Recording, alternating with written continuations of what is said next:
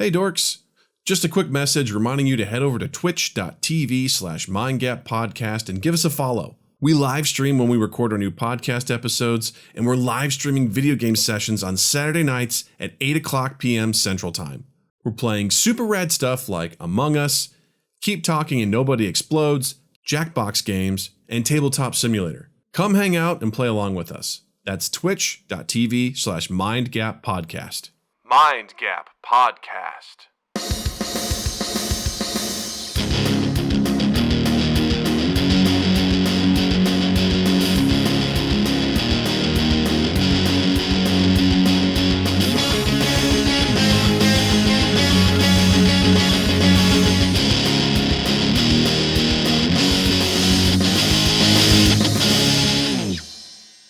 Hey everybody, welcome to Mind Gap Podcast. I'm Doug.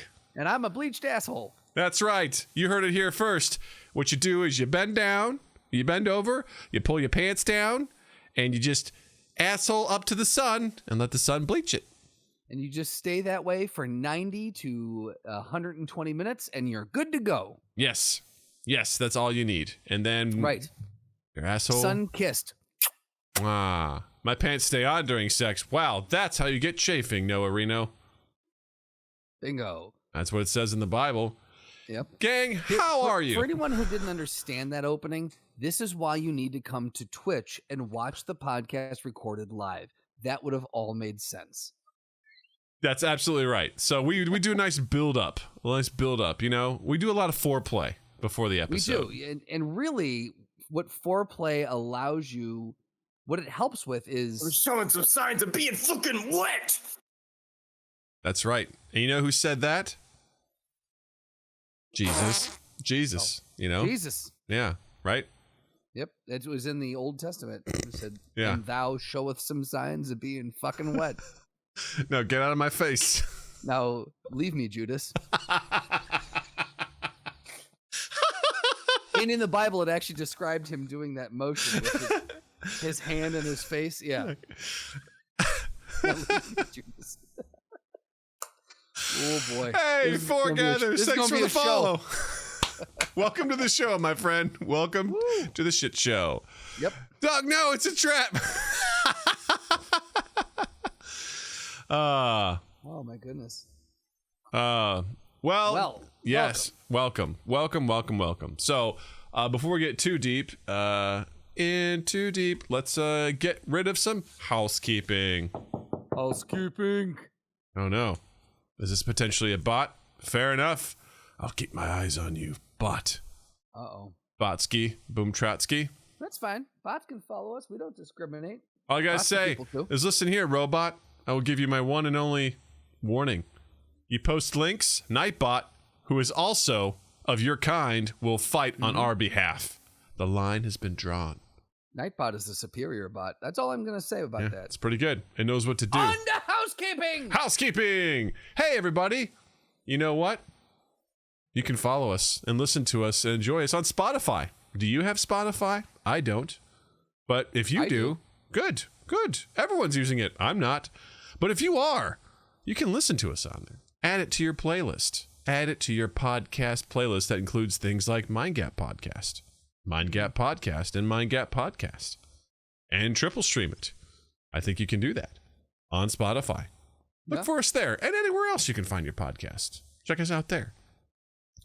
If you'd like to hang out with us digitally and also hang out with some of the coolest people around like eToy07, Noah Reno, Zenny, with Slotty, with Wolf's Lore, with all these cool people who show up on a regular basis, guess what? All you got to do is come join our Discord server. How do I do that, Doug? Great question, fictional person.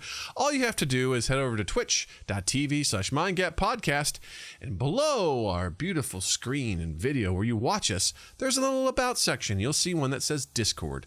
There's a little box, click on the Discord, and it will take you all the way over digitally on this little ferry. It's like a gondola. It'll sing to you as you go. And it'll invite you warmly into our Discord server, where you can come hang out with us. You can share memes. You can set up game nights with us. You can join in. We're setting up some goddamn Avatar role-playing games, man. We're going to have some fun. What? We're talking about Last Airbender, not James Cameron's Bluey Two Shoes bullshit. We're talking about I'm out. Avatar, Last Airbender, and all that stuff. We're also setting up game nights and shit. It's fun. So come hang out with us. And while you're at twitch.tv/mindgappodcast, drop us a follow.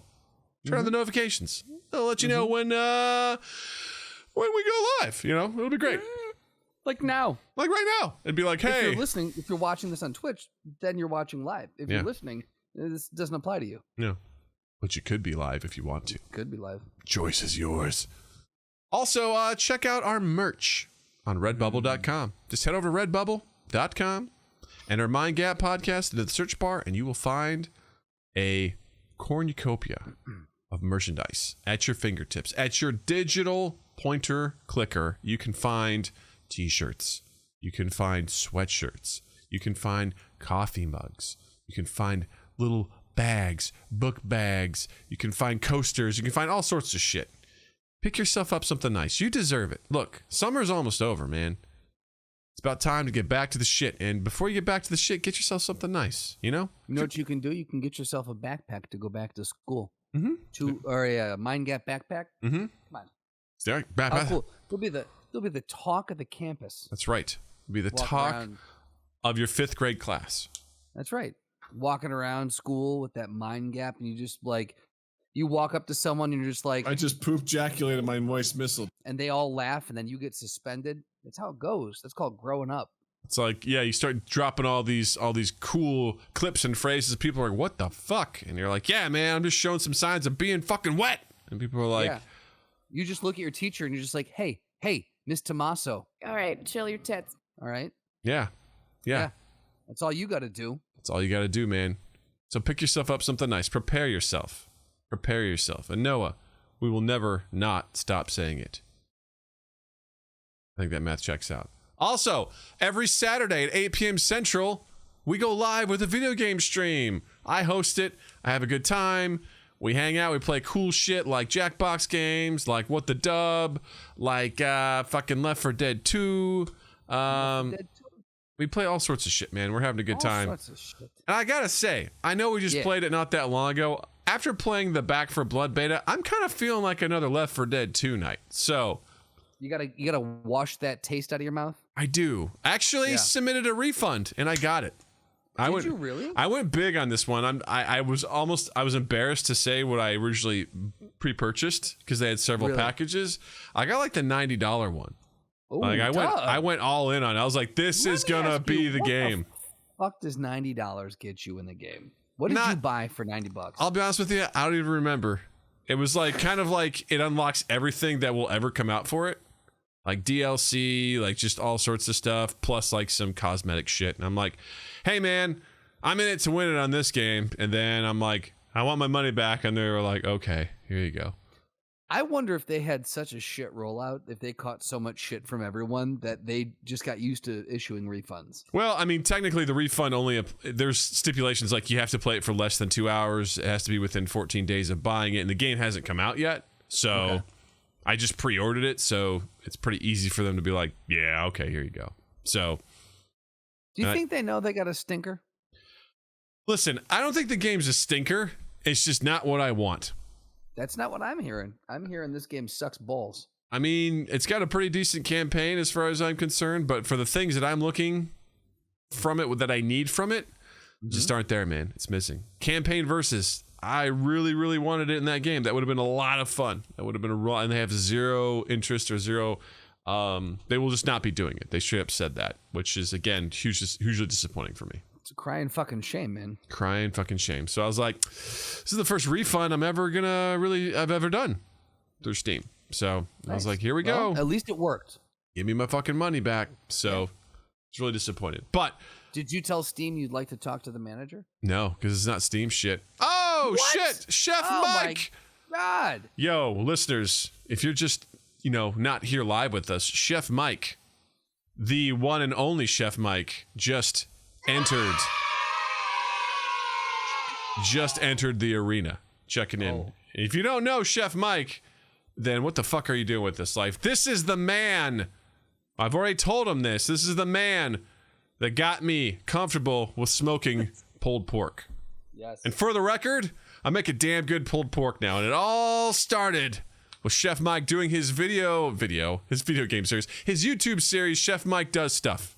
And he did a whole episode on smoking pork butt, and I was like, cool, this isn't as scary as I thought it would be. And I took it, and I was inspired, and since then I smoke meat all the time, man. Now, I don't have a smoker, and I don't have a grill because I live in an apartment. I don't have a grill that I can use for an extended period of time, but I will say that every time I make mashed potatoes now, I use Chef Mike Does Stuff's recipe. Nice. That's Those awesome. mashed potatoes are fucking lit. Yeah. So, and not only that, if you I believe like, that's from episode 2. if you enjoy a guy who can cook but also likes nerdy stuff like D&D, this guy is a dungeon master for the ages based on the stuff I've seen him post online. The guy is setting up his whole setup is magical, to say the least. So, ooh, yeah. Chef Mike, I don't know if you're into Avatar, The Last Airbender, but they do have an RPG tabletop game coming out, and we're about to dive into it soon. So we're very excited. So very excited for that, which is pretty cool. Good stuff. So, speaking of nerdy stuff, I sent this to you just a little bit before we started the show, but Yes, you did. Star Wars. There's a new Star Wars TV show coming out on Disney Plus September 22nd called Star Wars Visions. And if you haven't seen what it is yet, it looks. You know how let's back up. You know how I feel about Star Wars right now, Justin. You have a tumultuous relationship with Star Wars. I do. It is in your DNA. You grew up with it. You have a deep-seated love for it, but Star Wars has burned you so many times. It's hard for you to go back. It's like a lover that cheated on you, but you still have feelings. Ito goes, I just left the stream 1 minute ago to watch the trailer. Attaboy. There you go. And that is what's called priorities. Yes, that's right. So I would kind of...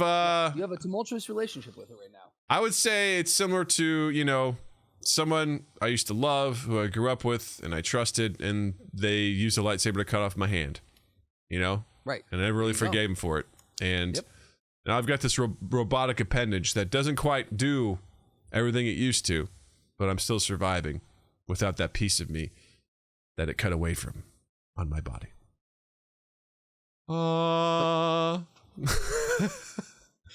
We're just gonna put. I'm not a big fan of Star Wars right now. I feel like all the stuff that they've created is it hasn't struck a chord with me. So, but this looks pretty cool. So the official Wikipedia for this is very succinct, and I like it. It's an upcoming Japanese anime anthology series created for the American streaming service Disney Plus. Essentially, it's a collection of animated short films presented through the lens of the world's best anime creators that offer a fresh and diverse cultural perspective of Star Wars. 7 different studios created 9 different episodes. Yeah, it looks freaking awesome.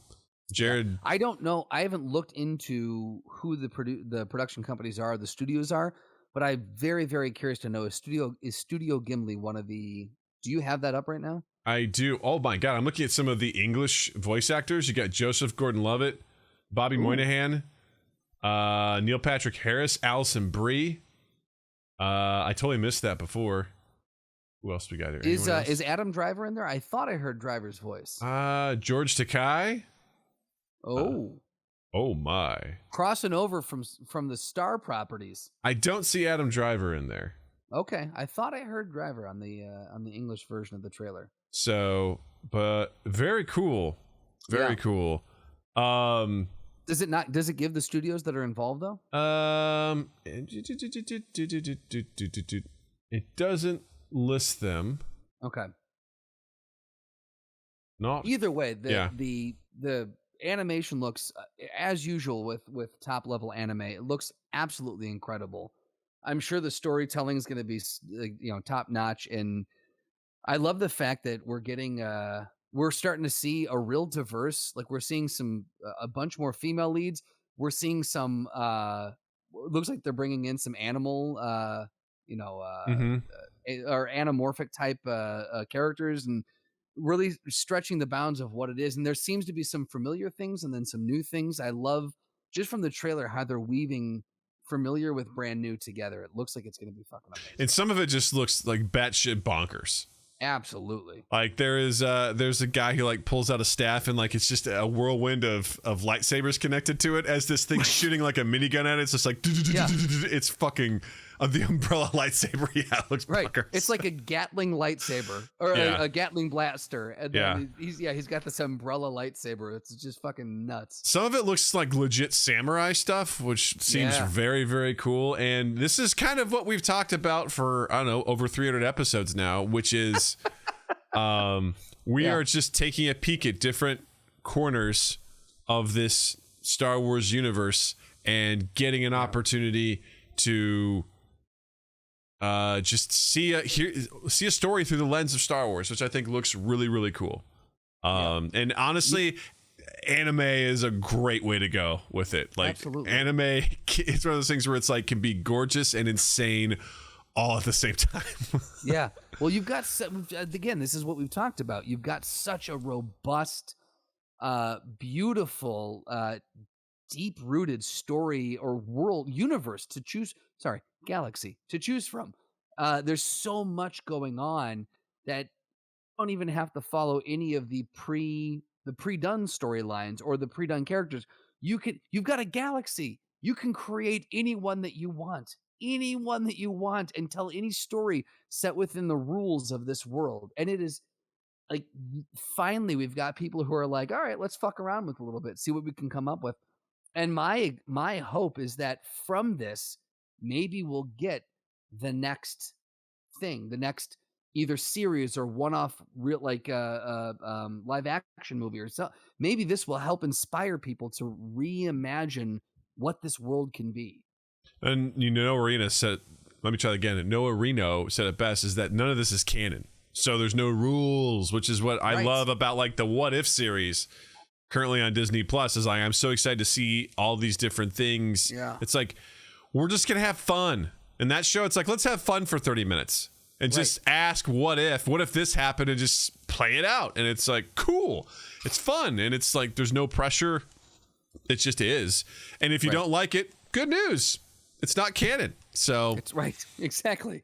And the same thing with this. You like, won't have to follow this story because the next episode gonna be a new story. Exactly. It very much reminds me of Love, Death, and Robots. And just sort of like, here's some quick 10, sometimes 6-minute shorts in a sci-fi setting most of the time. It's like, cool, let's just tell the story, and we'll be like, whoa, this is awesome. We have fun, we enjoy it, and we move on. And same thing with Black Mirror and all that sort of stuff. I've grown to enjoy anthologies more, and like these sort of, they set the rules in a sense of like what the theme and sort of vibe is, and what it can be. And it's like, yeah, let's just play. Let's just play in this world, and it looks very interesting. And one of my favorite YouTube comments on the trailer was Lucasfilm. All right, do whatever you want, guys. Anime Studios. Okay. All right. Well, like someone in the comments over here said, like they had a reloading the lightsaber crystals like a tactical reload. Like that again, that's not canon. You don't ever have to do that. But someone, and we don't know the context of that scene, but just using that one quick shot, you take the fundamentals of the rules that have been created. Lightsabers run on these crystals. Yeah. And then you go, cool. So we're going to stay true to the core foundation of what that is. But what happens if if you're reloading it, or if you have to put it together in a real quick way? Like you then you can play from there, and that's where the creativity comes from. Yeah, for sure. And I love what Itoy says here. It says, full circle, Japanese art influenced Star Wars origin. Kurosawa inspired Lucas's Star Wars, and it feels like we're embracing that Eastern vibe. And they love it. I love the art style that looks like it's just like, I don't know, sketched. Just the sketch? Yeah, like the black and white. Yeah. Yeah, no more Skywalkers. Itoy fucking gets it. Give that guy. Hashtag no more Skywalkers. You get an A, sir. You get an A on this assignment. Absolutely. Let's branch off from that dumbass saga, and let's look at other stuff that exists. And whether it's imagined or otherwise, that's the fun, right? Yeah. That's what makes it great, is this is a cool universe where these things exist. You can, dare I say, you could be on Tatooine Don't. and somehow make it fun, because it looks like that's what we're going back to. We're going back to the pod race place, but it looks like it's going to be. That was the one thing when I saw that I went, no. It's like visit old places. I was like, do we have to?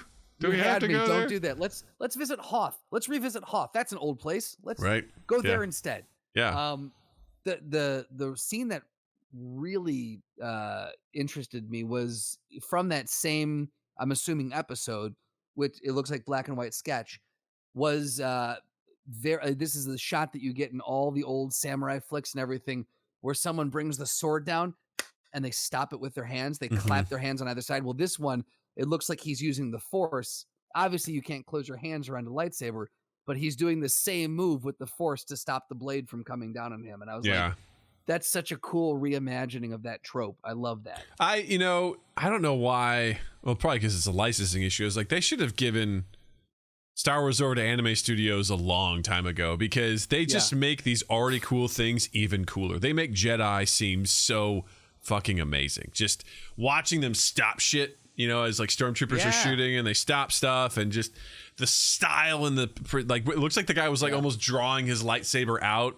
And and it looked so cool. I'm like, this is what we need, man. We need this infusion of creativity put back in there. And I don't know, man. Over the years, I guarantee you know what it was Lucas was probably the biggest thing holding up anyone else touching this. And so once Lucas sold it to Disney, what Disney probably did is that, okay, let's round this out.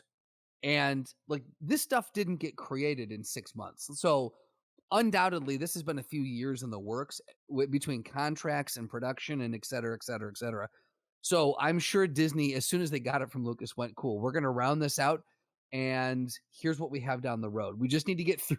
We need to get through this chunk that we're obligated to get through. And then we can start doing some weird shit. Yeah. And I would not be surprised if we saw more of this. Well, if it's successful, you can bet your ass that they're gonna milk it.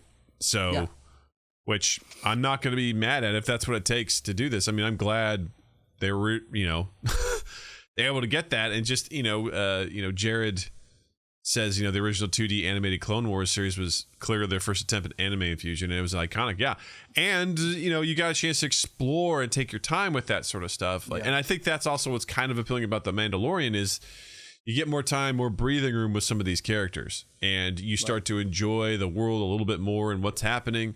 And this is just like visually, that's some of the things that I've enjoyed so much about anime in general, is just the art style for it. You're like, holy shit. And they tell good stories, man. They're complex in the way that they approach heroes and villains and everything in between, and everything's so unique. They're not afraid to take risks, and that's what we're missing in a lot of Western cinema. That we are afraid. Hollywood is afraid, and it's not like we're blowing the lid off this. Like, this is very well known, but Hollywood is afraid to take risks because risks don't always yield high reward, and that's all that Hollywood is a money making machine at this point. Yeah, and so like people like this get the freedom to go, okay, this is our genre. Our genre is telling the stories that you don't always hear and doing crazy batshit out there things that you wouldn't normally see. Like you really get to experiment with some stuff that you couldn't in traditional cinema. And that's, I think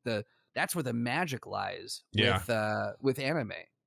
Well, I've just, watching the anime Demon Slayer is very enjoyable. Just the art style of it is phenomenal. But I think that's a classic example of, they released a movie which was a continuation of the anime, and Wolfslore recently was kind enough to host it, and he and Slotty and Noah and I all sat down and watched it digitally, which was a lot of fun. And just watching that, I mean, there was kind of like an unexpected twist in it that I didn't see coming. Like, there was a death, and I was like, what? Huh? And it was fulfilling, because in a lot of those animes, like, characters, they're gonna die, man, and they die. There are stakes. Yeah, and you're like, oh shit! Like, you're seeing this super powerful character die and get their, like, they put up an awesome fight, but they die, and you're like, that guy's way more powerful than our hero. What is he gonna do? And you're like, all of a sudden, so much more invested. It's like, how is he gonna get to that point and then succeed? And you you see this drive and this I don't know, man. It's so well done, and I don't know, I enjoy that, and I'm also just a fan of the short story. I have become more, I think, obsessed with that over the last few years because I love the idea of just getting a snippet of something in time and just popping in, sing a little bits and pieces of stuff, and then you pop back out. And I think just that's so much more engaging than having to build a world and, you know, just lay all this sort of stuff. It's like, no, we can hop in, give you some tidbits, and then move out, and then we're done. Yeah. And it's like a nice nice little bite of something. I think to take that and kind of extrapolate on it a little bit, like what I have realized in the last few years is more than movies and more than series. I'm a big fan of limited run series. Yeah. Like those, like that is really becoming one of my favorite bits of storytelling that's out there right now. And I'll probably shift back and forth. And it doesn't mean that I don't love movies and that I don't love regular series, but these limited run series do exactly what you're talking about. Like they give you that, they give you that, you get 10 hours or maybe 2 seasons of something and you can sit in it just a little bit longer, but you don't have 11 Walking Dead seasons to just get bashed over the head with. You know? It was, you know, I go back to like the show The Outsider on HBO. I think it was less than 13 episodes. Sure. And it was a damn fine series. Now, it's not just limiting the episodes. It was great storytelling, great directing, great acting. Like it was a great story, you know, based on Stephen King's book. But what was great is just that it had a beginning, middle, and end, and it was strong, and it wasn't like, oh, this did well, time for season 2 and season 3 and season 4 and season 5 and season 6. And it's I feel like you can still do that with some stuff. You can make that happen. Yeah. But I think it's few and far between these days. It's less of the norm and more of the exception to be able to pull something like that off, because you've seen it plenty on HBO. Like they've done a lot of just limited series runs on shows that have been very successful. Very much so. Yeah. I feel like you get more of those when you do. I feel like that's a great vehicle for comedy. Yes. You can still do or I'm talking about like 3, 4, 5 seasons. I feel like you can, in a comedy, you can milk that a little bit more. But when you're doing something big and epic, I feel like you need to limit where you're at. Like this, for example, the Jack Ryan series on Prime. I don't know how many more seasons I want to see that go. Yeah. Like that's one of those where you've got really high stakes, really high production value. You've sat for 2 seasons with this character. You might be able to squeeze one more. And then each season you've got your beginning, like season 1's the beginning, season 2's the middle, season 3, maybe wrap it up. That's, you know, I don't want to hit this over the head too hard, but that's why I'm excited for Ted Lasso, because they're doing 3 seasons and they're out. That's hilarious. But I love the concept that they've got their story, because we saw it happen with Lost, right? They had 3 seasons planned.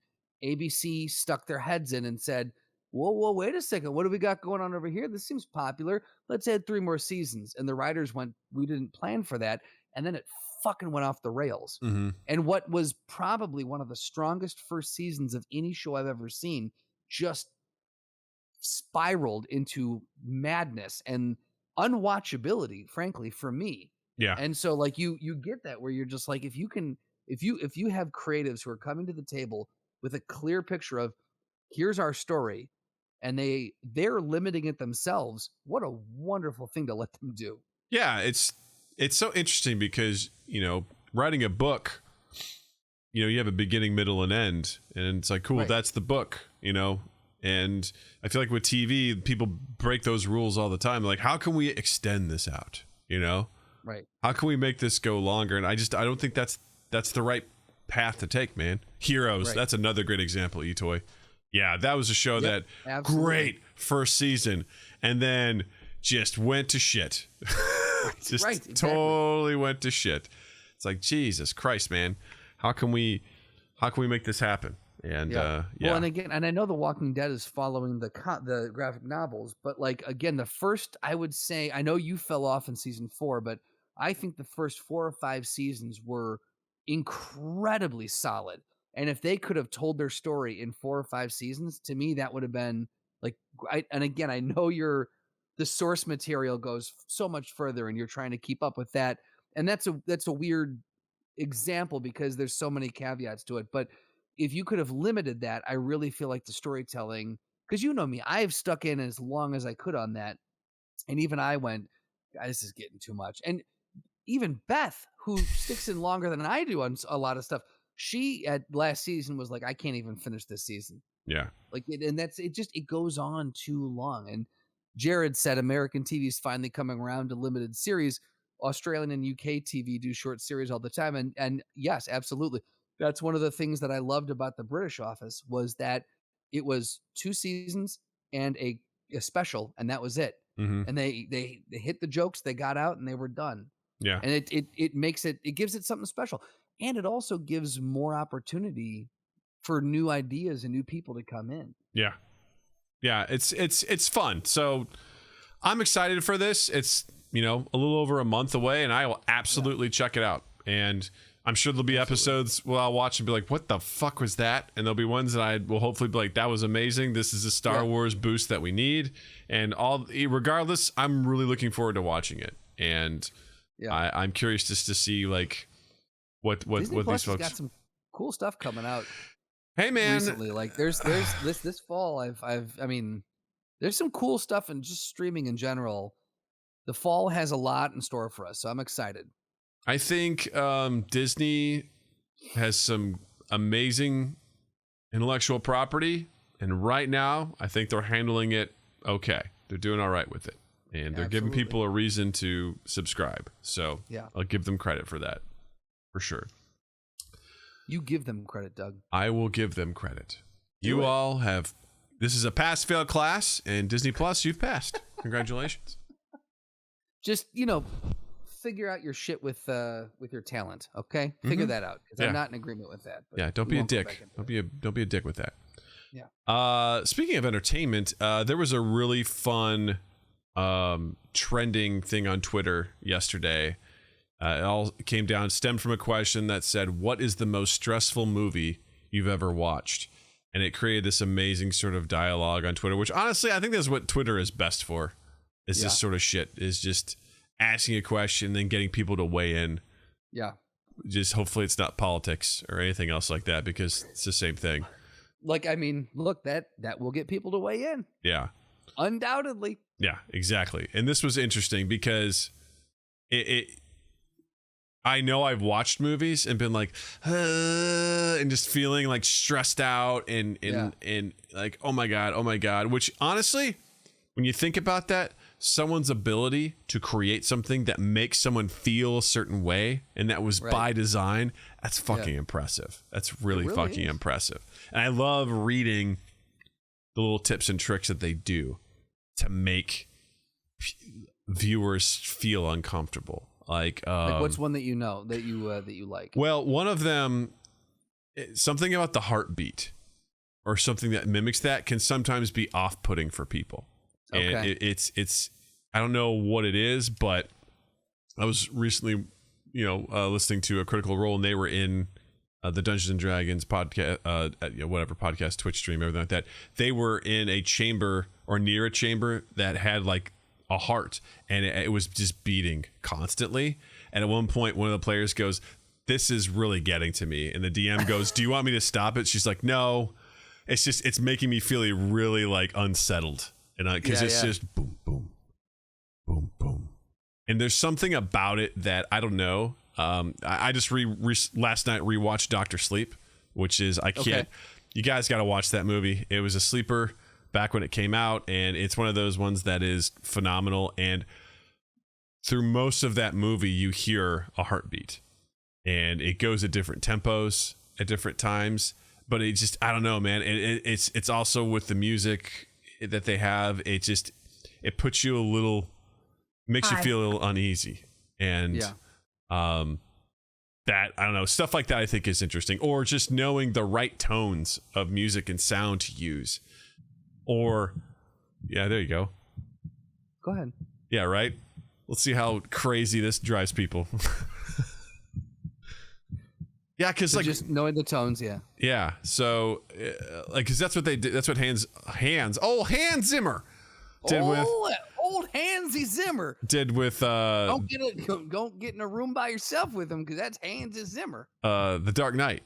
His theme for the Joker was totally just the slowly like ramping up with the instrumental and everything like that. It was supposed to make it was supposed to make you feel uneasy, and because it's like the Joker's here and you're like, and just those sorts of things, or even just like what's that called? It's like, I don't know, it's on like a vertigo shot where you're moving the camera back but zooming in at the same time. You call it the Spielberg shot. Yeah, where he does that in Jaws. Yeah. It makes you feel super unsettled, like this is not supposed to be happening. As you're dollying out with the camera, physically pulling the camera back, you're zooming in on the lens, or vice versa. As you're pushing in with the camera, you're zooming out with the lens. Yeah. And that gives you that look that the foreground and the background are separating. Yeah. Or, one of the ones thinking of with what's a stressful movie, that one of those movies for me was 1917. And again, goes with the filmmaking of it, because the way it was shot, if you haven't seen that film, it just basically follows this soldier during one day ish, 24 hours during World War I in 1917. And you just are focused on this character. Like wherever he goes, the camera follows. If there's multiple people, it still just follows him. Like it doesn't. So you feel locked in. So if something's happening to him, you're in there with him. If there's an explosion or there's a cave in with something, you're following him. And it's just like, what about the other perspective? You don't get to see that like in a normal movie where it's like, we're going to cut away and show you this and then cut away and show you this. It's like, no, you see this guy. And it'll circle around. They do very creative like cutaway techniques and stuff like that to obviously go from segment to segment. But it's really impressive to me, just because on that you have war, right? And a lot of that stuff is sort of, I don't know, romanticized in a lot of ways. And but for this, it's like you're like, God damn it, this would fucking suck. Like just the scenes that took me that brought me to that level were when they were in the trenches on the Nazi side, and they were, or not the enemy side, and they were trying to clear them, and they were going around corners, and you were going around corners with them, and you truly didn't know what was going to be around the corner. And I was like, this is, oops, sorry. Can you hear that? What? The heartbeat? Not the heartbeat. No, that's just. Do you mind cutting the heartbeat? I feel bad for our listeners having to listen to that. Can you stop the heart? I'm just going to turn it up. Is that okay? That's I'm fine. I just was like, this is going to be really annoying for the rest of the podcast as people are hearing a heartbeat. So I had 10 hours worth of heartbeats ready to go. That's amazing. I'm just saying. Which is crazy because babies appreciate those kinds of noises because that's what they were used to, being in, their mama's butt, That's false. Actually, babies appreciate those noises because they're sociopaths. That's also true. But it's also what they knew in the womb. Yeah, I was literally just waiting until you called it out again. I should probably say something. I was like, I'm more concerned about everyone else than myself. I was like, if all of a sudden I mention that, and then for the rest of the podcast they have to hear this fucking heartbeat because I didn't have the courage to be like, can we turn that off for everyone else? and because I'm just a stubborn asshole I'm gonna let this run. I said I would. Takes one to know one, Justin. It takes one to know one. For anyone tuning into the podcast right now, as if people just jump into a podcast midway through, they're going to be so confused as to why there's a heartbeat. Yeah. No, it's when they were in the trenches though, and they were trying to go through and clear those, or that scene where they got into the bunker where the explosives were rigged up, and just like those scenes, because they were a little bit claustrophobic too. Like you limited to what he was seeing, but also you were in an enclosed space, and that definitely got my anxiety up. Yeah, for sure. Anything with an enclosed space. Well, because I think that's such a personal movie too, right? Like you don't see a shit ton of soldiers. You do in certain scenes, but it's not like Saving Private Ryan where you see these squadrons of guys storming Normandy Beach. This is like he runs into a handful of the guys, but it's intense because it's nighttime at this city that's been bombarded, and he's trying to sneak through, and it's like he sees a shape. It's like, oh, that's a fellow soldier, and then you see the body posture change as the enemy realizes he's an enemy, and they start shooting, and he's running and dodging, and just it's intense, man. It's really intense. Just stressful, enjoyable, but stressful. Incredible movie, but very, very stressful. The one that I just recently watched that had me, I was like, there were points where I started it on the plane when I was coming back from vacation, and I didn't get a chance to finish it, so pulled it up on streaming and watched it at home. And at the end, I was actually standing up off the couch going, okay, kind of wringing my hands like, okay, we just need this. I need this to end because I'm physically anxious right now, is The Martian. Yeah. With Matt Damon. Because in my mind, I was like, first off, kudos to Ridley Scott for creating a bunch of tension, just Matt Damon on screen, and you don't know what's going to happen to him. Because in my mind, I haven't read the book, so I truly didn't know. And I'm like, there's no guarantee that this guy, he could become the martyr, and he's telling this, we're hearing the voiceover of him dying on Mars. I don't know if he's going to die. So the whole time I was right on the edge of my seat. Mm-hmm. It was very, very stressful. Yeah. I was actually surprised at how stressed out at that movie I was. Yeah, I know you don't do well with space movies, like where people are just dangling out into the endless blackness. Same with Gravity. Like I saw Gravity in 3D, and that was a terrible idea for you. Terrible idea. It really was. Yeah. Yeah, for sure. Another one for me, just like with the physicality of it, was The Descent, which I've never seen that movie. Is an interesting horror flick that is incredibly psychological and claustrophobic. Essentially, it's about a group of ladies who go spelunking in a cave, and there's these shots of them trying to squeeze through these very tight spots, and I don't get super claustrophobic, but I'm a big dude and I'm always in the way. And I think we all have a natural fear of like, oh God, I don't want to get stuck, like, hey man, see if you can, like, we've all had that point maybe where we try to put our hands in our pockets in a weird way. We can't get our hand out and we're like, we start getting super violent. A little bit. Yeah. Yeah. You're like, give me, I watched, I went to a lake up in Wisconsin over the weekend, and some kids were putting on their floaties, and one of Natalie's cousins was having a hard time getting it off, and I watched the fear turn to rage as he was just like trying to get them off. I'm like, dude, hang on, I'll help you. And he's like, screaming as it was happening, and I'm like, okay, cool, yeah, we've all been there, we know that feeling.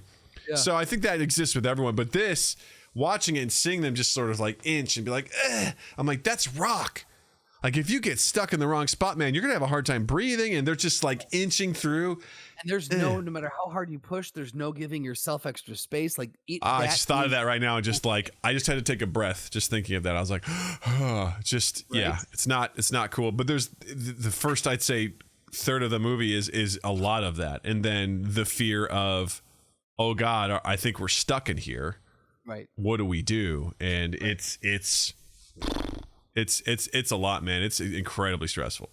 Any movie that deals with that being in the tight spaces. Now, I didn't think when I was younger, I didn't think I was claustrophobic, but as I've gotten older, I'm realizing that is a bit of a fear of if I can't move my arms, I start to panic. And any movie where I see like a kid that like has to like crawl, like to escape the bad guy, they've got to crawl through something like a very small pipe, or they go through the like in between a house and a wall or something, or even in the Shawshank Redemption when he's crawling through the tube and he can't really move his arm in front of him, like he's just kind of like worming through.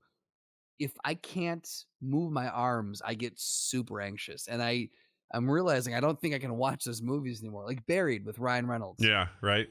No bueno. Yeah. Jill, I learned early on that like when I was messing with Jill, I could hold both of her hands together with my one hand, and she was very calmly goes, I need you to let go of me right now. And the first time I was like, what do you mean? She goes, please let go of my hands. And I was like, okay. And I let go, and I was like, she doesn't like that. When it turns to like, Doug, stop, let go, to the very direct, I'm gonna need you to let go of my hands. That's Yeah. when you let the fuck go. It was like, I will knee you in the balls if you don't let go. Like, I will get free. I do not like this. I'm like, Do what I have to do. noted, fully noted. I got it. I got you.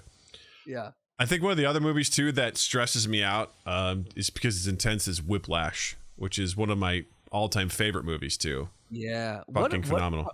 What about it stresses you out? Because I watched that within the last year for the first time, and I loved it. But like, I'm curious what stresses you out about it. Well, I think it's the idea of the demanding nature to be perfect all the time. And, you know, part of me, you know, you follow a character who is trying to be successful at playing drums at a jazz conservatory in New York. And he's working his ass off and he's doing all this sort of stuff. And just the pressure that J.K. Simmons' character puts on him and everyone else. And you just see the brutality, you know, some of it's physical, but most of it's mental and emotional torture that he puts these young kids through. And I think the most intense part, which I often have to skip through, is when he's on his way to the performance and the bus breaks down and he doesn't want to be late. And he goes and he's like he rents a car, he drives over, and then like he forgot his sticks. So, you know, he's like, oh, you can't play with it. I'll be back in 10 minutes. And he's like speeding. He gets in a fucking, spoiler alert, he gets in a car wreck, but he just walks away from it. He's bloodied and fucked up, but he's bringing his sticks in and he comes in and they're like, what are you doing? He's like, I'm fine. And he's like trying to play and he can barely move. I was like, that's super stressful for me. Or of course, you know, the end of the movie, which I'm not going to spoil because that part is just, it's like roller coaster of like, oh God, no, to fuck yeah, you know, The drum solo. oh yeah, it's fucking amazing. But it's intense to me just because I find that so unfair. Like I connect with that in a weird way of playing sports growing up and having bad coaches who just set you up for failure. Because in some respects, I understand what J.K. Simmons is trying to do. He's trying to use pressure to create an amazing artist. Sure. But he doesn't care who he hurts along the way. He's trying to find that one special person, but he's destroyed countless kids' lives and careers based on trying to find this one thing. And, you know, just thinking, I remember I had just shitty football coaches just like all throughout my career. Some were okay. Most of them were just terrible. And I had one coach in particular who I've never felt so set up for failure in my life, in that we were playing a team that was from a smaller school. We were a 3A school. They were a 2A school. And his whole coaching methodology for that week was, they're a smaller school than us, so we're going to kick their ass. That's what it was. That's exactly what it was. And I bought in. I was like, yeah, man, there's a smaller school. It's like, we're going to kick their ass. Like, you guys are going to beat them. You're going to beat the shit out of them, which, by the way, Kirksville High School football in my time didn't beat the shit out of anybody. If we won, it was like triple overtime. Like, we barely won when we won. It was no ass kicking. And we showed up, and this team beat the shit out of us. Like, they were really good. I think I don't know if they won state, but they definitely went to the state playoffs. Yeah. And they beat the living shit out of us. And I remember like immediately this like, it was like getting punched in the mouth and being like, oh, wait a minute. This isn't supposed to happen. And then like the ass kicking kept happening. I just remember looking around and being like, what are we doing wrong? Like, did we do something? What's happening? This isn't supposed to happen. I felt so confused. And I looked back to that guy being like, that was your plan? Right. Your plan was they're smaller schools, so we're going to beat them. And in doing so, as we were losing, I lost morale. I feel like everyone else around me lost morale. And it's just like we capitulated all based on this belief of we're going to kick their ass because they're smaller school. Right. Like, if anything, you should be like, you should kick their ass. You should try to kick everyone's ass. And don't take anyone lightly. Go in there ferocious and go after everyone, because in that way, respect, it's like, even if someone hits you, it's like, be ferocious back versus like, this isn't what's supposed to happen. And being a fucking high school kid, just mentally, I snapped and was like, oh God. So I remember those feelings of an idiot. Yeah. being like, this is what you're supposed to do, or having some stupid ass compare football practice to military boot camp. And I was like, get the fuck out of here. Get the fuck out of here. That was one of the few moments I started realizing early on in life. I'm like, oh, adults are dumb. Yeah, They're just dumb. They're dumb people. They don't get it any more than we do. No, I was like, I'm sorry, what? This is your boot camp. No, it's not. It's not. This is rural Missouri football two-a-days. This ain't boot camp, sir. We're not fighting wars. We're not soldiers. False.com, sir. We are not soldiers, all right? We are kids. So right. There's a fine line between encouraging and giving harsh direction to help them be better, but also explaining why you're doing that. Because there's that line, that amazing line in Whiplash where he says there's no, what does he say? There's no more detrimental phrase in the English language than good job. And I was like, oh, what a horrible, because I'm sitting there like every day telling my daughter good job, and that line comes to me. I'm like, am I telling her good job to, and am I doing damage to her? Because I'm like, you did a good job, but I'm like, I really think she did a good job, and I want to tell her she did a good job, you know? Yeah, well, again, I think I don't think you have to worry, because he was a psychopath. Yeah, he was. Like, I don't think you ever have to worry. Am I being enough like J.K. Simmons' character in Whiplash? That thought should never cross your mind. Just go about your day. But there's a nugget of truth in there. There's a little bit nugget of truth, just a very, very infinitesimal nugget of truth that with the right amount of pressure applied to the right person in the right way at the right time, brilliance can be achieved.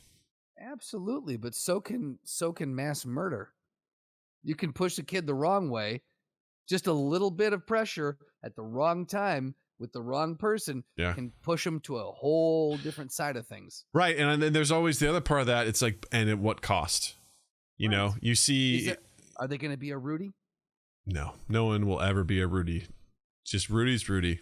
Sad, sad man with a horrific obsession about playing a sport that he really wasn't that great at a school he had no business being at, and then ultimately just hawking his story to someone who finally decided to produce it, and then he's like, yeah, I'm a hero. I'm like, no, you're not. You made one tackle in one game. Congratulations. Guess what? You made more tackles than I did in my collegiate career, but I still don't care. So one might say that he was successful. Of course. He wanted to play Notre Dame football. He got to play. He got to tackle. So according to the movie, I don't know if he actually did in real life, but...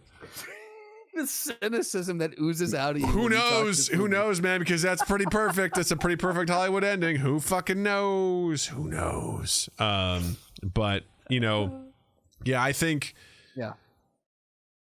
It's knowing, and I don't know the answer to that. It's knowing, you know, the right way to motivate and channel people's talents, you know, because I'm thinking of the Tiger Woods documentary, and you watch that and you're like, wow, Tiger Woods became arguably one of the best golfers of all time, but at what cost? What was sacrificed along the way? Right.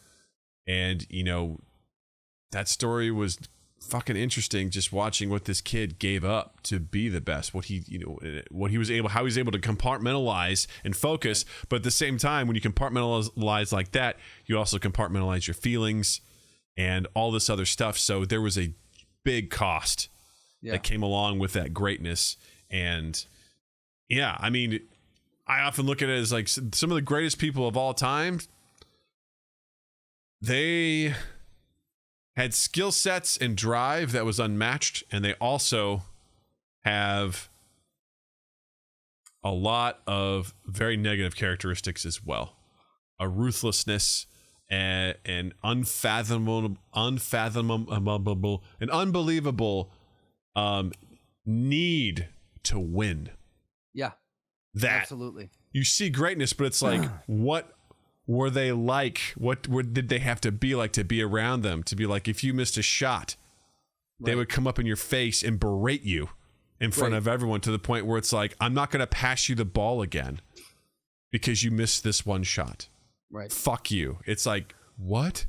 Well, and that's where, too, to your point, like, not just those people, but that's where anyone who thinks that coaching is easy, coaching is an art. Coaching is as much an art as playing the game itself, because there is so much that goes behind being a not just a good coach, but like an all-star coach, someone who, like, we're talking like the Phil Jacksons, the, you know, whoever else, sports reference, insert sports reference here.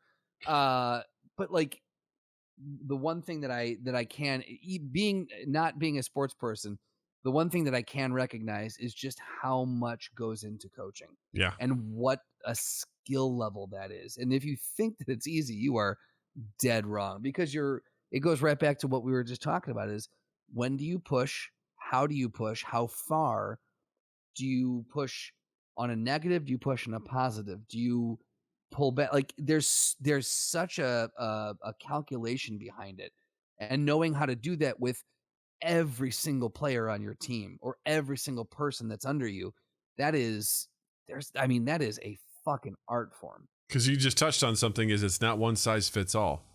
Right. Everyone needs to be coached differently. Just like the best leaders understand how to communicate and how to coach and how to motivate each individual person on their team. They know when, you know, some people need to be screamed at. They need that. Some people need hyper encouragement. Sometimes, like, yeah, like you gotta have those moments. And, you know, my dad coached track for, God, I think 30 years.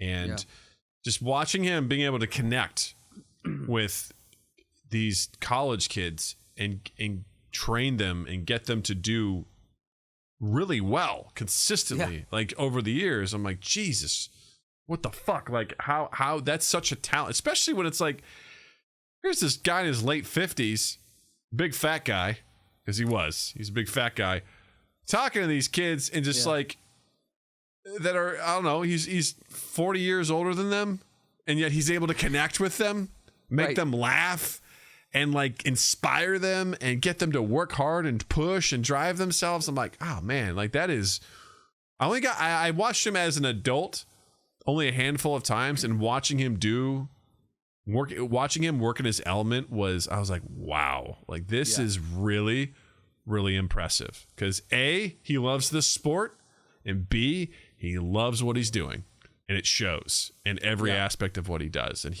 was all over it. And I'm like, I agree with you. You're preaching to the choir on this one, man. Coaching is a very special skill, and not everyone can do it. And people make the mistake of like, oh, he was such a great athlete, he should be a coach. No, does not. One does not equal the other. Nope. In any way, shape, or form.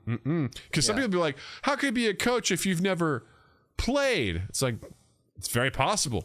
I've watched coaches who've never thrown a shot put in their life coach someone to become a silver medal in the Olympics, you know, athlete.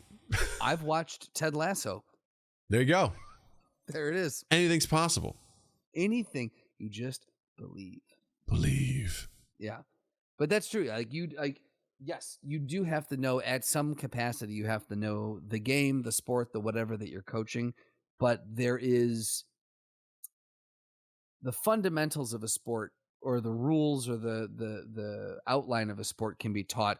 It's all the other underlying stuff that a coach does. That is the stuff that a lot of it is. I do feel like there are certain individuals who are just innately more better suited to be coaches, and it's unteachable.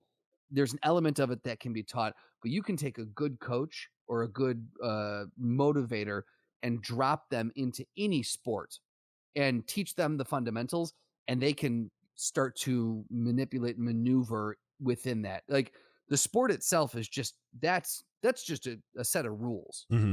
From there, it's about how you motivate your players to get to where you want them to go. That's, again, with the coach, that's the real art form. I agree. Which is why someone who plays the game really well may not necessarily be the best option to lead people. Yeah. Just knowledge of the game or the sport does not make a good coach. Yeah. Knowledge of the sport does not a good coach make. Yes. I think that's from the Bible. I think it is. Leviticus 41:12. Yes. Touchdown. God, I would shit myself if I just opened up the Bible and it just said touchdown. I might read that book. That would be one of the best Easter eggs of all time. You're just like, open it up as it says in all caps and like 4 exclamation points. Touchdown! And on the 7th day, God said, touchdown! He trails off. Touchdown! Touchdown! And Adam begot. Yeah. He raised his arms up into the sky and declareth unto thee, touchdown!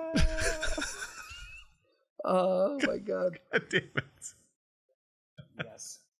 Oh, fucking all the fucking yes. Oh God. Oh my God. Oh my God.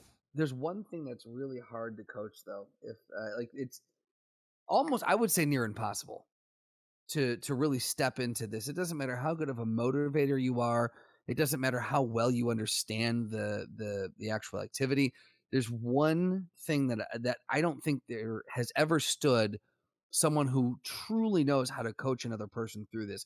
This comes down purely to the people participating and their ability to murder, death, kill.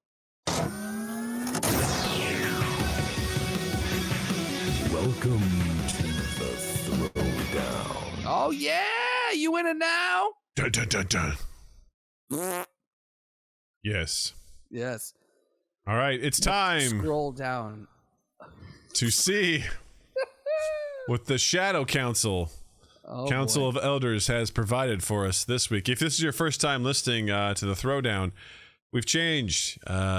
Justin used to make these up on the fly, and then we would discuss them at length during our production meetings. But now we've turned to the Council of Elders on our Discord, and they meet in secret, in private, and they come together with the Throwdowns. And Justin and I don't know what they are until it's time, and now it's time. So, Justin. Oh, wow. This website that they reference is called versebattles.fandom.com. I wonder if this is this where they're pulling their shit from now? I have no idea, but very interesting. No one knows how the Shadow Council operates. No one will know. This week's Throwdown. We have Slenderman versus the monsters from A Quiet Place. All right. Which will be interesting because I have not seen A Quiet Place. So I have. All right. So I can hopefully speak to that a little bit. I'm pretty familiar with Slenderman. So all right. Well, why don't you take us through Slenderman? Slenderman. Bill Slenderman. I gotta laugh at like the poster for Slenderman on the page. It just looks like it's gonna be a real fun like family film. It's like 101 amazing Slenderman facts. What's that? There's a movie poster that looks like Godsford's Park or some. Oh, what is that? I'll come up with it. Let's go. Slenderman, if you're not familiar, is the subject of the 2012 book 101 Amazing Slenderman Facts by Jack Goldstein and Jimmy Russell.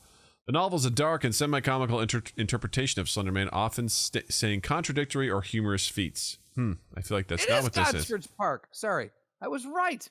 Power and stats, tier, at least 9B. I don't know what the fuck that means. Likely far higher physically, unknown with Scream. Great, this was written by 12-year-olds. I don't know what any of this means. Wait, 9B isn't like a D&D type thing? No. I legitimately assumed that you would know what that meant. I know that like there's like the S, A, B, C, D, E, F, like, you know, sort of shit. It's the alphabet, Doug. No, but it starts with S. S tier means like top tier. Justin doesn't know the alphabet. Z tier to me would be the top tier, but whatever. He's known as Slenderman, the Operator, the Grobman, El Diablo Delgado, the Devil, and many other names. Is Slenderman just the devil? I guess. So, okay, he's a supernatural evil being. He's been around since Adam and Eve of the Abrahamic religion. But what about the Islamic religion? Did we even consider that? No, but in the Bible it does say, and Slenderman saideth, touchdown. Touchdown.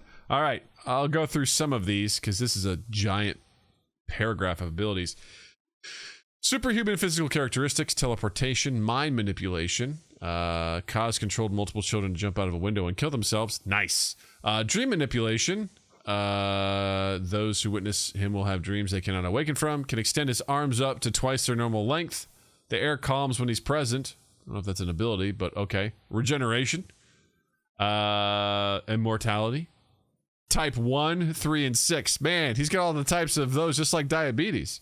I was gonna say Wilford Brimley's gonna have a field day with this guy. Limited invisibility. He's invisible to some adults. Necromancy.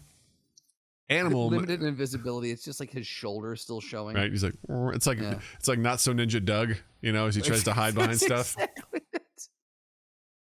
Animal manipulation, darkness manipulation, death manipulation via whispering, whatever that means.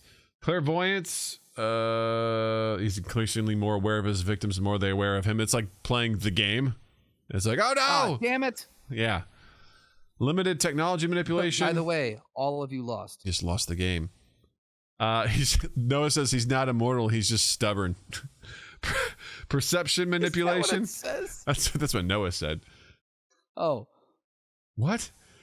He's perception manipulation of both scent.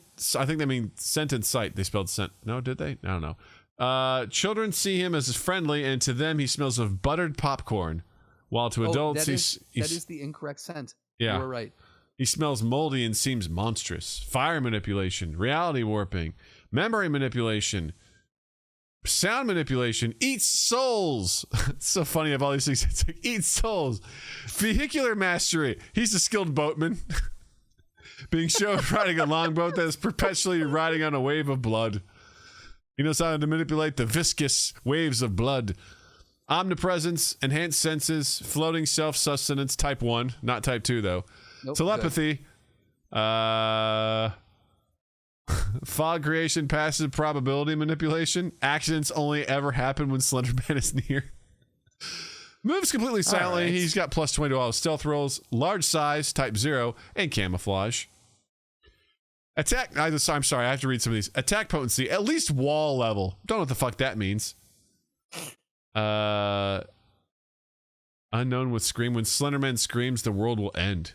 Though it's unknown how. Many abilities ignore conventional durability. He's got peak human speed. Lifting strength is athlete level. Can easily lift adult corpses. So he can deadlift like 220. I don't know, man. This is always enjoyable to me to go to these websites and read how people classify them, because this is obviously written by kids. Well, I love how much this is unknown. Like stamina, unknown. Range, unknown. At least planetary, Yeah. I love it. Weaknesses: dislikes the light and cannot lie. He can't lie. Interesting. So he's an honest fella.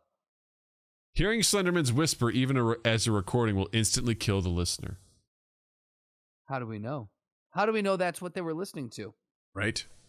Notable victories: Freddy Krueger. Huh. Notable losses: none. Inconclusive matches: Pennywise. All right. I don't know about all this. From where? From what literature are they deriving this? It's Freddy's profile. Dream manipulation. Those who witness him will have dreams they cannot awaken from. I don't know. Okay. All right. Let's move over to the monsters from A Quiet Place. So they are a tier at least 9B, likely far higher. So they could be, Skeleton King level, but we don't know. They're unofficially nicknamed Death Angels or Angels of Death in newspapers, although officially their name is unknown. They're likely genderless. Age, unknown. The species has so much is unknown. It likely existed for centuries or millennia. They arrived in an asteroid from an exploding planet. Powers and abilities. All right. So they've got superhuman physical characteristics. What does that mean? Stealth mastery, enhanced senses, has an acute sense of hearing that is thousands of times greater than humans, can distinguish sounds made by sapient beings from miles away. Reactive evolution,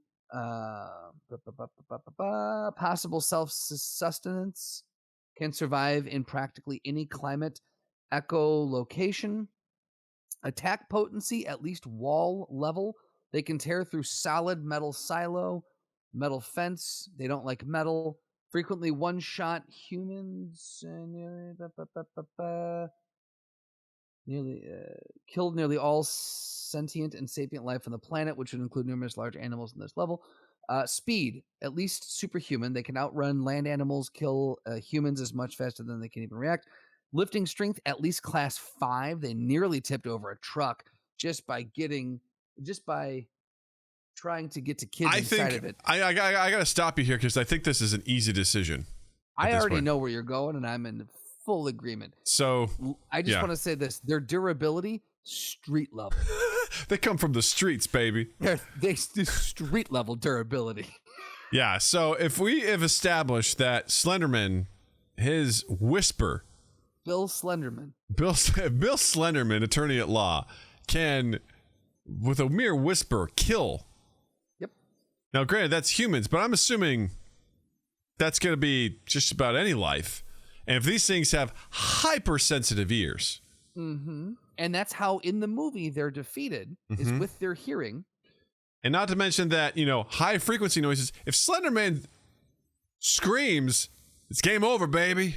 The world ends. Yeah. So really, Slenderman, because all they talk about Bill Slenderman doing is either whispering or screaming. If he just talks at a reasonable indoor voice level, that's enough to... If you can whisper and murder people, if he just talks at a 6-inch level, remember that? Yeah. From grade school? If he does that, these monsters are done. He also moves completely silently. Right. So, no noise ever. They'll never find him. And if he whispers, they die. So. Yeah. Well, also, their weakness can't swim. If he's riding around in his blood boat. Blood boat. Yeah. On a viscous river of blood everywhere he goes. I don't know, man. I feel like this is Bill Slenderman for the win. What do you think Slenderman's boat's named? I think it's Buffett Boy because he's a Jimmy Buffett fan. It would be Parrot Head. Parrot Head, that's what it is. Yeah. Parrot Head. You know what? I don't think anything... maybe it's called Careless Whisper. There we go. Yeah. It's called Screamo. It's called Screamo. Bill Slenderman for the win! That was a good one. I really wasn't sure until I was got to the whispering part, and I'm like, wait a minute, hold on. These things rely entirely on their ears, and if he whispers, they're fucked. The minute that I read that, I'm like, well, I'm going to keep going, but we don't need to. Yeah. I was like, okay, I'm there. I got it. That was good. Oh, gosh, that's funny. That was good stuff. That was good. I wish we had the license to play Careless Whisper as we rounded out this episode. Yeah, right? Careless whisper never dies. I was going to say, can you just sing it for us? Careless whisper in these aching eyes. Careless whispers lose lips, sink ships. There it is. World War II. World War II. That's when they won the Grammy for that song because no one had ever just put a phrase at the end of a song before, apropos to nothing they were singing about. They were just World War II. Loose lips, sink ships, World War II. The end. The end. Oh my God. Oh, all right. Justin, what do you got to recommend this week? Well, I'm going to go on the record and say Ted Lasso is a good watch there. Good show, good series. Season 2 is out. Season 2 is coming out as we speak. Every Friday. Season 1 is already out. Please watch it. I'll say this. I harped on Schitt's Creek so much. We had a few people watch it, and those people were very pleased with it.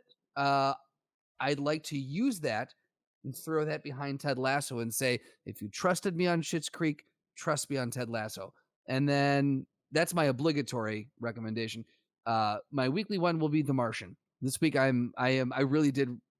thoroughly enjoyed that movie. I want to read the book now. So go check out The Martian, and I'm going to say read the book because I hear it's amazing. Nice. Doug, what do you got? I'm actually I'd recommend it before. I'll recommend it again. Dr. Sleep.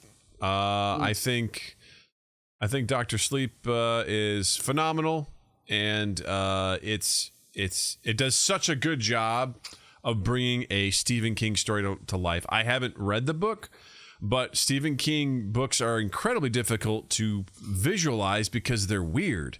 And I feel like this movie does such a good job of showing you like what's possible with psychic powers. And it's very well done. I love the editing. I love the sound design. And if you love The Shining, this is essentially the sequel to that.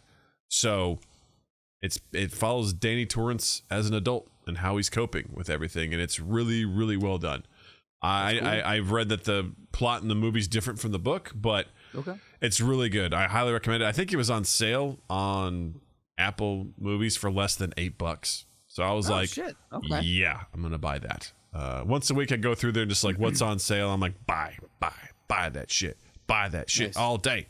So check that out. Doctor Sleep. Won't you help me, Doctor Sleep? Won't you help me, Doctor Sleep? Woo! So you know about that, but did you know that you can find Mind Gap on all of our social medias at Mind Gap Podcast? You do now. Tell me you do more. now. Go to any of those places and you'll find us, and you can learn about what we're up to, what we're interested in. If there's any changes to our schedules, follow us on there. Also follow us on our YouTube channel. We post all of our full episodes there, as well as highlights from our shows. And please don't forget to check us out on Twitch, twitch.tv/MindGapPodcast. We do a live stream of our podcast every Tuesday at 8 p.m. Central, and we do the video game podcast hosted by me on Saturdays at 8 p.m. Central. So come hang out with us. We love people interacting with us during our live podcast recordings, and just hang out with us during the video game streams, especially when we get to play stuff with the community. It's really fun. And also, please don't forget to follow Justin online as well. On Instagram and Twitter at Justin_Michael, spelled Mikel. And while you're in the online realm, it's the fun way of spelling it. And while you're in the online realm, check us out on Spotify, on Apple Podcasts, Google Podcasts, Stitcher, Samsung Podbean. Good pods. Any place where you can find and consume quality casts of pods, you'll find us. We just submitted to Pandora too, because apparently, according to some survey, Pandora is still used a shockingly high amount by people for podcasts. Why? I don't know. You can also search for us on Yahoo. Yahoo. Mm-hmm. Okay. No, I was just like, what other outdated things? What other outdated things can you use to find us? If I go to yahoo.com, does anything come up? Each one goes in AOL. Yeah, check us out on AOL Instant Messenger. It does. I just thought this. Wow, you can still get to mail, sign in. Why? Have all your shit hacked? Sign in here. Cool. So yeah, find us on those things. Share us, subscribe, rate, review, all those things. The big one that we want you to do is to share us around, and then also writing a review is massively wildly helpful. And then 2east8.com/mindgap, and then keep an eye on all of 2east8's social media, please and thank you. Yes. So thank you all for hanging out with us this week. It's always a pleasure. And more importantly, I want to say, Justin, thank you. Doug, I want you to understand me when I say thank you. And to Twitch, I want you to really deep down, dig in there, look around, move out all of your baggage, and realize that we're right there. And we say thank you. And listeners, on a very, very surface level, like almost meaningless, thank you. And you all have a dandy fucking week. Mind Gap Podcast.